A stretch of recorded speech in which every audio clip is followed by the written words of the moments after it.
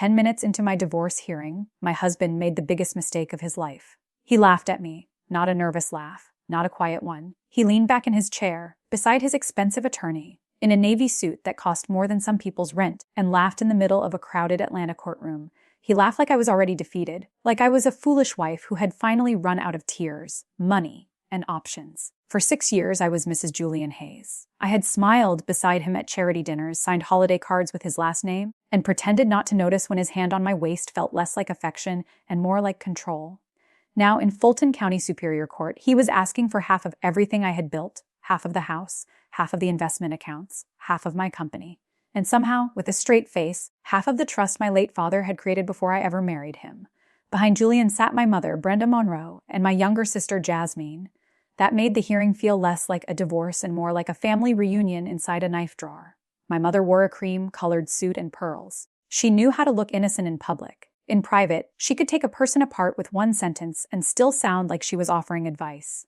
Jasmine sat beside her in a fitted black dress, her hair swept over one shoulder, her mouth curved into that tiny smile I had hated since childhood. She had smiled that way my entire life, whenever she received something that should have been shared, whenever my mother excused her mistakes, whenever my father trusted me with responsibility and Jasmine called it luck. She never wanted my life. She wanted the things attached to it. Julian's attorney, Preston Vale, stood before the judge and spoke in a smooth voice. He told Judge Rosalind Mercer that I had hidden financial information. He suggested I had manipulated company valuations. He said I had used my father's trust to protect money that should have been considered marital property. I sat at my table with my hands folded in my lap. My attorney, Elias Whitmore, did not interrupt. Elias did not waste movement. He had silver hair, reading glasses he used when he wanted people to underestimate him, and a calmness that made loud men look foolish. He had been my father's attorney for almost 20 years. When Julian laughed, Elias only turned one page in his folder. That should have warned him. But Julian had always confused silence with surrender. Judge Mercer looked over her glasses. "Mr. Hayes," she said, "I am not sure what you find amusing." Julian smiled wider. "My apologies, Your Honor. It is just difficult to listen to Mrs. Hayes present herself as powerless when she controls a large company and an irrevocable trust." His voice was pleasant. That was his gift. He could say something cruel and make it sound reasonable. I kept my eyes on the judge. Judge Mercer had the kind of stillness that made liars nervous. All morning, she had listened while Julian's side painted me as cold, ambitious, and secretive. They implied my father's trust had been used like a marital bank account, even though they had no real proof. Then Preston Vale said, "My client has been fully transparent with this court." Elias finally stood. "Your Honor," he said, "that statement creates a problem." Julian's laugh died. Judge Mercer turned to Elias. "What problem, Mr. Whitmore?" Elias lifted a sealed brown envelope from his table. It did not look like something that could split a room in half. But when I saw the old law firm seal pressed into the corner, my breath caught. Whitmore and Klein. I had seen that seal on trust papers, company files, and the thick packet my father left behind after he died. But I had never seen this envelope before. Elias held it with both hands. Before Daniel Monroe passed away, he placed investigative materials in escrow with my firm. If Camille Monroe, now Camille Hayes, ever faced legal, familial, or financial coercion involving her inheritance, company, or protected property, these materials were to be released to the court. The courtroom shifted. It was quiet, but everyone felt it. Shoulders shifted. Lawyers looked up. The room seemed to understand that we had walked into the wrong story. Preston frowned. "I received no notice of these materials." "You were not entitled to notice until the triggering condition occurred," Elias said. Julian turned toward me. His eyes were sharp now. For the first time that morning, he looked less like a man enjoying a performance and more like a man searching for the exit in a burning theater. Judge Mercer extended her hand. "Bring it forward." The bailiff carried the envelope to the bench. I looked back once. My mother's face had changed, only a little. To anyone else, she might have looked confused. But I knew Brenda Monroe. Her fingers stopped moving around her pearl necklace. She recognized that envelope, and my stomach turned cold. Judge Mercer opened the seal carefully. She removed a stack of papers, then a smaller envelope, then a notarized letter. For several minutes, she read in silence. Julian tapped one finger against the table until his attorney placed a hand over his wrist. Judge Mercer read one page twice. Then she looked at my husband. "Mr. Hayes," she said, "were you aware that you are currently under oath?" The air changed so quickly it felt like every wall leaned inward to listen. Julian's mouth opened once, then closed. For the first time, he looked afraid. Part 2 Preston Vale stood so quickly his chair scraped the floor. "Your Honor, I am sure there is a misunderstanding regarding the disclosure." My client, Judge Mercer, did not look at him. She looked only at Julian. I asked Attorney Hayes a question, she said. And I expect Attorney Hayes to answer. My husband swallowed. Behind him, Jasmine's smile had disappeared. My mother's lips parted in a perfect little circle of shock. Trent, Jasmine's husband, stopped adjusting his watch and stared at the floor. Julian gave a weak smile. To the best of my knowledge, Your Honor, my financial disclosure is accurate. Elias stood beside me, still as stone. The judge lifted one page. Then perhaps you can explain why this sworn disclosure says Hayes Strategic Consulting earned $84,000 last year, while the bank records attached here show deposits totaling $1.9 million into an account connected to that entity. A sound moved through the courtroom. Julian's face tightened. That company has multiple pass-through accounts, he said. Deposits are not always income. Interesting, the judge said. She lifted another page. Because several of those deposits appear to have originated from accounts belonging to Mrs. Hayes' sister, Jasmine Cole, and her husband, Trent Cole. Jasmine made a small, strangled sound. My mother turned toward her sharply. Esmond's eyes darted to Julian. It lasted less than a second, but it was enough. Julian saw it too, and fury flashed across his face before he covered it. Preston Vale wiped sweat from his temple. Your Honor, I need time to review whatever has been submitted. You will have time, Judge Mercer said. But first I want everyone in this courtroom to understand what I am looking at. She turned another page. These documents suggest that marital funds were not merely hidden. They suggest that funds were diverted, routed through relatives, and used to create a false picture of insolvency while Mr. Hayes pursued claims against assets he may have tried to shield from this court. My mother stood. This is ridiculous, she snapped. My son-in-law is a respected attorney. The bailiff stepped forward. Judge Mercer looked at her slowly. Mum, sit down. Brenda sat. She no longer looked proud, she looked frightened. And Brenda Monroe only feared one thing, losing control of the story. For most of my life, she had controlled it perfectly. In her story, I was difficult, Jasmine was fragile, my father favored me unfairly, and Julian was the generous man who had married a cold, ambitious woman and tried to soften her. Soften. That was the word she used after my first Christmas as Julian's wife. Julian had joked through dinner that I used my corporate voice at home, and everyone laughed. Even my mother. Especially my mother. My father was alive then. He did not laugh. Later that night, I stepped onto the porch to breathe, and he followed me out. You happy, kiddo? He asked. I smiled too quickly. Of course. He watched me for a long moment. Daniel Monroe built Monroe Meridian from a machine shop into a respected logistics company. He understood pressure and weak points. That night, he looked at my marriage the same way. Camille, he said, when people love what you own more than they love you, make sure the truth has a locked door. I tried to laugh. Dad. And give the key, he said, to someone who will not be afraid to use it. I thought he meant business. I did not know he had already begun protecting me from my own family. After my father died, everything got worse. Not all at once. That would have been easier. Mine arrived politely, wearing perfume, holding casserole dishes, asking if I had thought about what was best for everyone. At the funeral, my mother accepted condolences with dry eyes. Jasmine cried loudly enough for everyone to see. I stood beside my father's casket and felt as if someone had removed the floor from my life. Julian kept one hand on my lower back. To others, it looked supportive. To me, it felt possessive. After the service, one of my father's longtime employees squeezed my hands and said, "He believed in you." My mother heard. Her face hardened. That night, she came to my father's house and asked when we would discuss fairness. Fairness? I repeated. She sat in the living room where my father's reading glasses still rested on the side table.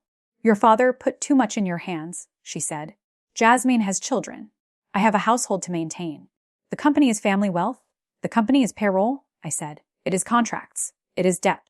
It is people's jobs. And you suddenly know better than everyone. I know what Dad wrote. That was the first time my mother looked at me with open hatred. It flashed across her face and vanished. But I saw it. Julian saw it too. Instead of defending me, he touched my arm and said, "Maybe we should all take a breath." That became his role, the reasonable man, the calm bridge, the one who turned my boundaries into emotion and my mother's demands into family concerns. When Brenda wanted money, Julian called it family support.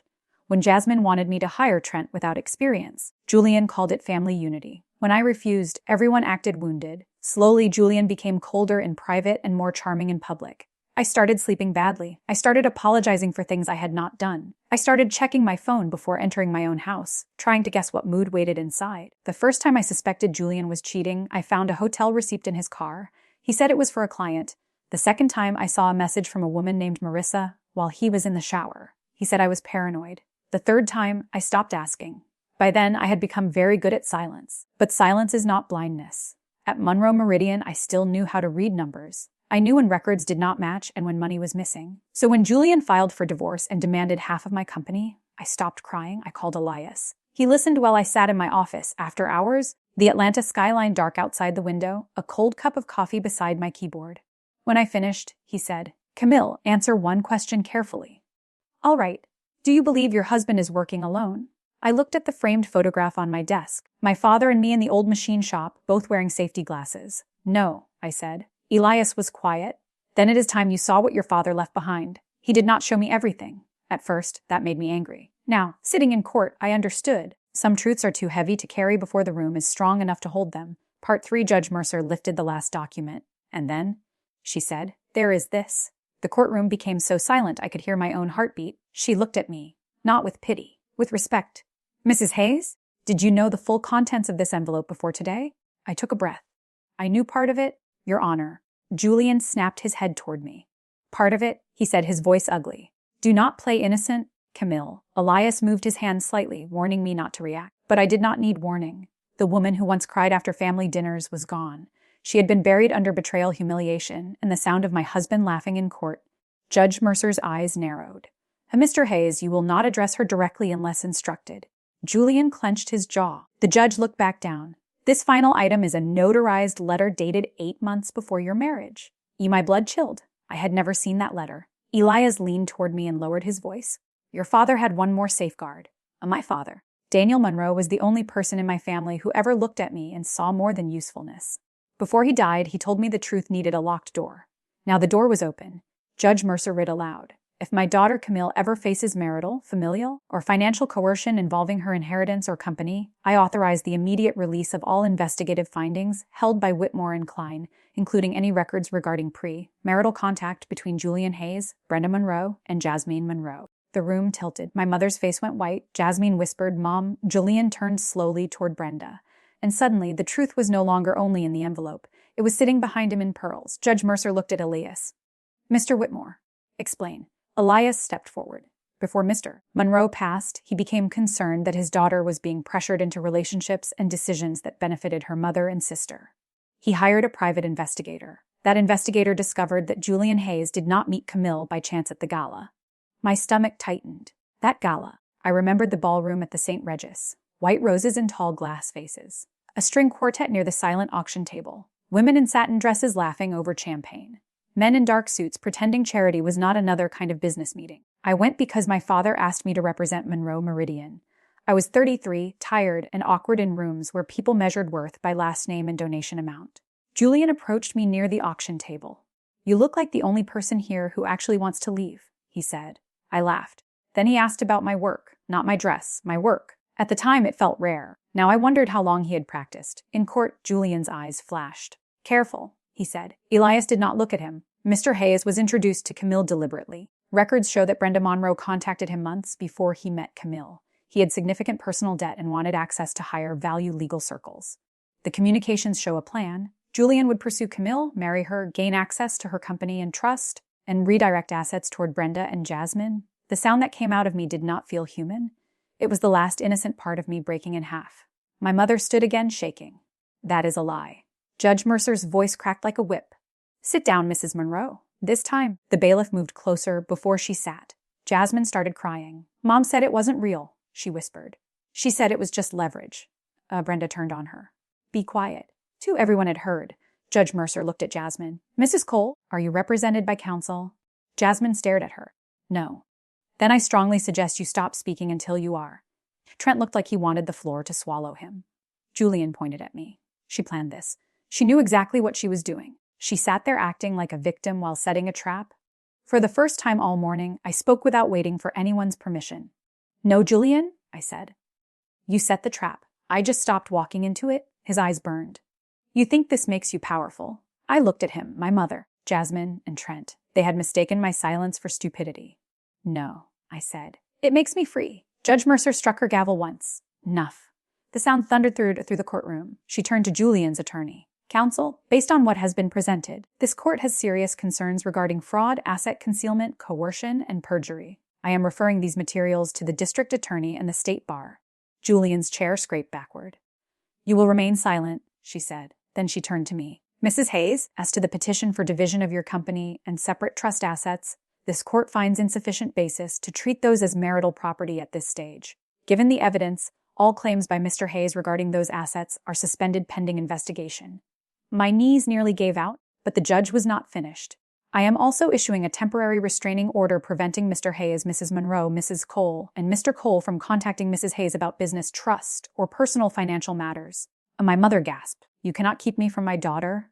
Judge Mercer looked at her with cold patience. Mom, based on what I have read, you have spent years confusing motherhood with ownership. This court will not assist you. That was when Brenda broke. Not loudly. She simply folded inward. And still, I felt no victory. Only grief. The hardest betrayal is realizing the people who taught you the word love had been using it as a leash. The hearing dissolved into chaos. Julian's attorney requested a recess. Judge Mercer granted 15 minutes, ordered the documents sealed and copied, and had the bailiff escort Julian to a side area. He was not in handcuffs yet, but he was no longer trusted. People whispered. Lawyers gathered folders. I stood slowly, my legs numb. For years, I imagined that if the truth ever came out, I would feel relief. Instead, I felt hollow. Some betrayals hurt because they surprise you. Others hurt because they explain everything. Jasmine tried to reach me in the hallway. Camille, she sobbed. Please. I did not know everything. I turned. Mascara streaked her cheeks. Her designer dress suddenly looked like a costume. You knew enough, I said. Her mouth trembled. Mom said Julian would just make sure the money stayed in the family. I almost laughed.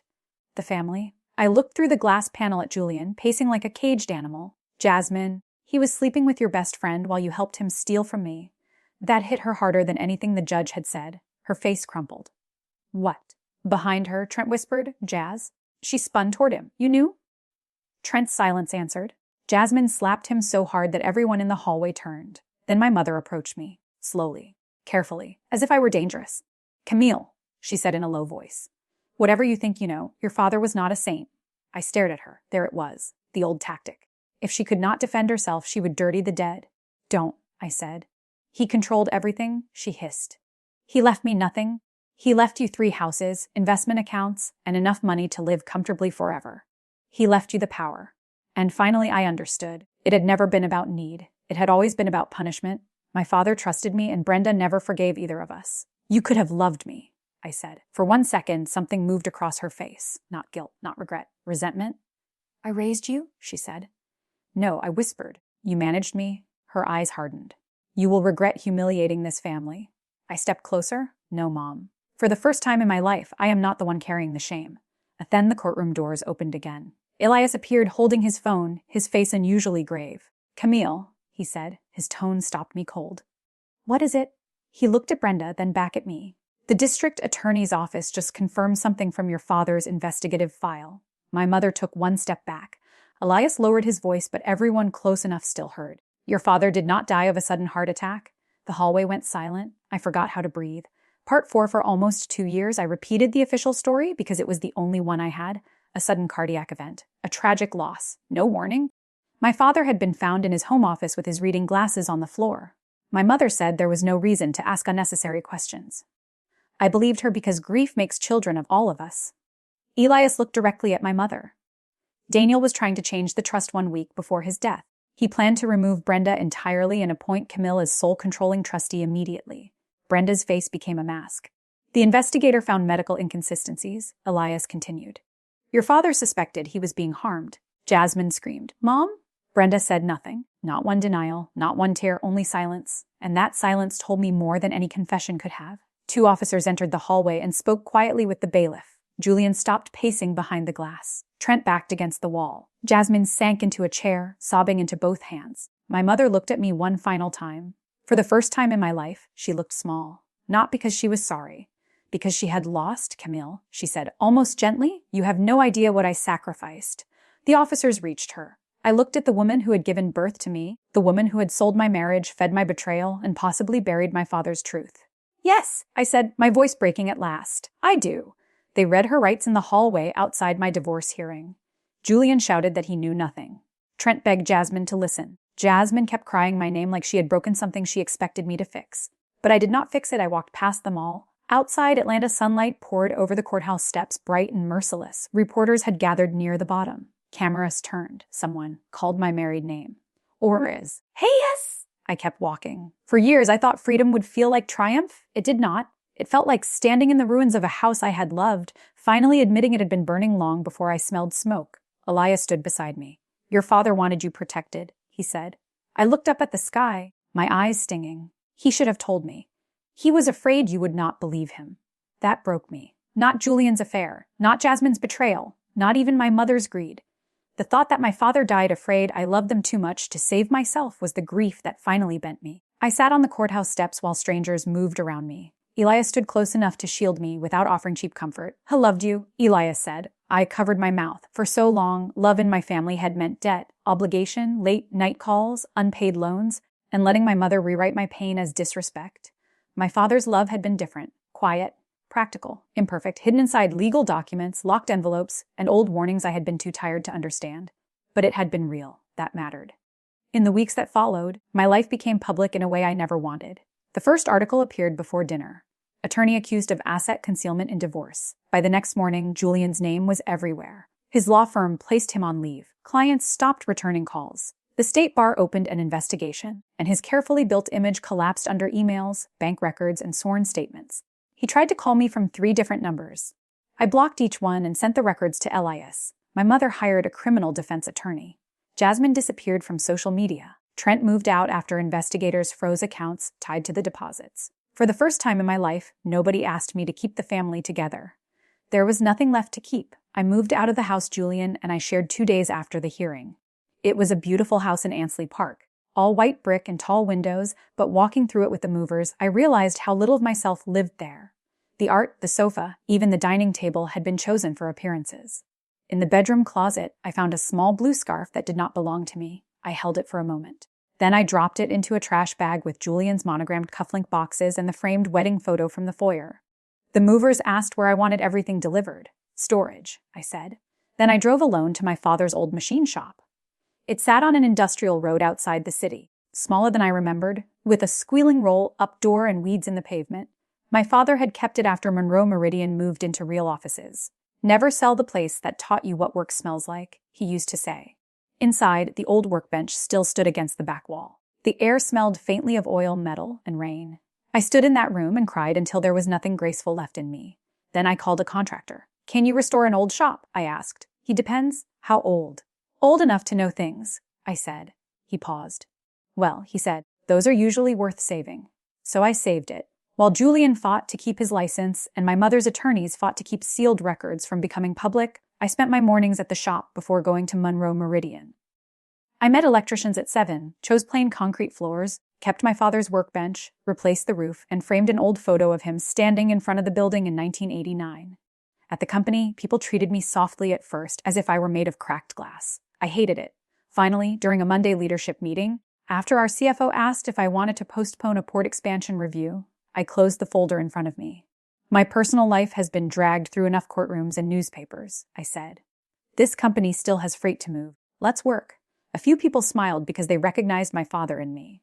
That helped. 3 months after the hearing, Jasmine sent her first letter. It arrived in a cream envelope at my office. I knew her handwriting before I opened it. "Camille, I know you hate me." That was the first line. I folded the page and placed it back unread. Hate would have required more energy than I had left to give her. Over the next 2 months, 6 more letters came. I placed each one unopened in a metal box. I placed each unopened letter in a metal box and gave the box to Elias. "Do you want me to read them?" he asked. "No." "Do you want me to keep them?" "Wes." "For how long?" I looked out his office window at downtown traffic crawling below. "Until I stop wondering if I owe her a response." He nodded. Elias understood that legal freedom and emotional freedom do not arrive on the same day. Part 5, 6 months after the hearing, Julian lost his law license. The official order was full of professional language designed to make disgrace sound administrative. The newspapers were less polite. They called him disgraced, former attorney, central figure in fraud investigation. I read one article in my office and felt nothing. Not joy, not pity, nothing. A man I had once loved had become a headline, and all I could think was that my father had been right about him before I knew there was anything to see. The fraud case against Julian became worse when investigators found emails showing he planned to force a settlement, drain liquidity from my company, and disappear with money routed through Trent's accounts. His messages to my mother were not warm. They were not emotional. They were businesslike. That hurt in a strange way. Not because I wanted him to love her, but because I had spent years believing there had to be some deep reason behind all that damage. There was not. There was only greed. Polite, organized greed. Jasmine divorced Trent before Thanksgiving. I heard about it from Elias, not from her. She is cooperating, he said, with prosecutors. Less. Against Mom. He hesitated. Against everyone. I looked at the vendor contracts on my desk. Good. Does that change anything for you? I thought of Jasmine as a child, as a spoiled young woman, and then in court, whispering that our mother said it was just leverage. No, I said. Not yet.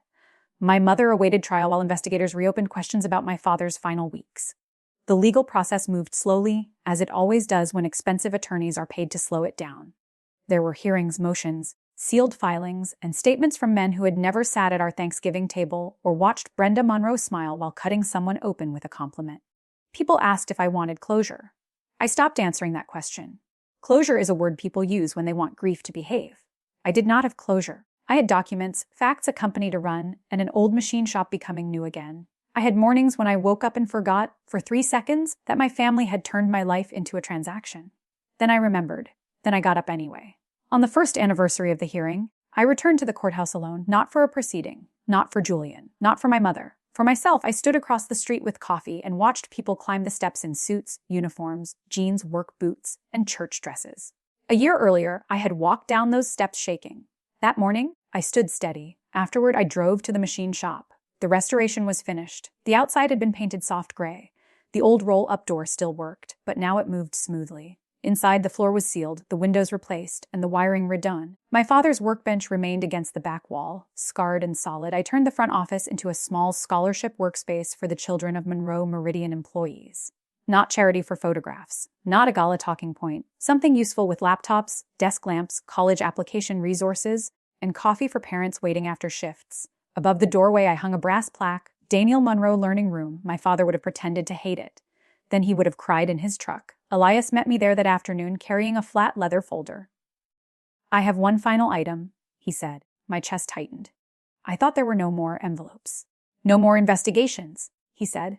This is different. He placed the folder on my father's workbench. Inside was a small sealed note. My name was written across the front in my father's handwriting, Camille. For a moment, I could not touch it. My name was written by a hand I would never hold again. Elias stepped back. I will wait outside. When the door closed, the shop became very quiet. I opened the note with trembling fingers. My father had written, "If you are reading this," then the people I feared most finally revealed themselves. I am sorry I could not make you see sooner. Maybe I should have tried harder. Maybe I should have trusted you with the whole truth. A father can build a company from nothing and still be a coward when it comes to breaking his daughter's heart. I hope you understand this. I did not protect the money because money matters most. I protected it because I knew they would use it to reach you. I protected the company because hundreds of families depend on it. I protected the truth because one day, when love and pressure became too tangled to separate, I wanted there to be something solid under your feet. You do not become strong by never being hurt. You become strong when you stop mistaking endurance for love. Take the company, take your name, take your life, and do not look back for people who only chased you when you were carrying something they wanted. I pressed the paper to my chest and cried, not because I had lost everything, but because I finally understood what remained. My name, my company, my father's faith in me, and a future no one else owned. That afternoon, Elias and I drove to the courthouse for the final divorce filing. Julian was not there. His attorney appeared on his behalf. The settlement was simple. Julian received nothing. Not the company, not the trust, not the satisfaction of seeing me destroyed. I signed the final divorce papers with a black pen and a steady hand. For the first time in 6 years, I did not write Hayes with my name. I wrote Camille Monroe. The letters looked unfamiliar at first. Then they looked like home. When I left the courthouse for the last time, a small group of reporters waited behind the barricades. The case had become quieter by then, but not forgotten. "Mrs. Hayes," one reporter called. "Do you have a statement?" I stopped. For a moment, I thought about walking away. The old Camille would have chosen quiet. But I had spent too many years making comfort for people who mistook it for permission. I turned toward the cameras. "My name," I said, "is Camille Monroe." A murmur moved through them. "Do you feel vindicated?" I thought about Julian's laugh, Jasmine's letters, my mother's pearls, my father's note, and the old machine shop breathing again under new lights. "No," I said. "Vindication is about proving something to other people. I am done living for other people's understanding." The reporters went quiet. "What are you living for now?" I looked past them toward the street, where afternoon traffic moved through downtown Atlanta, ordinary, loud and alive. My own peace, I said, and the people who never treated my love like a bank account. Then I walked down the courthouse steps without looking back. A year earlier, I had thought freedom would arrive like thunder. It did not. It came quietly, in signed papers, in block numbers, in unopened letters, in a restored workbench, in a company still standing, in my father's handwriting, in the sound of my own name, no longer attached to a man who had tried to own it. My name is Camille Monroe, and for the first time in years, I sounded like someone who had finally come home.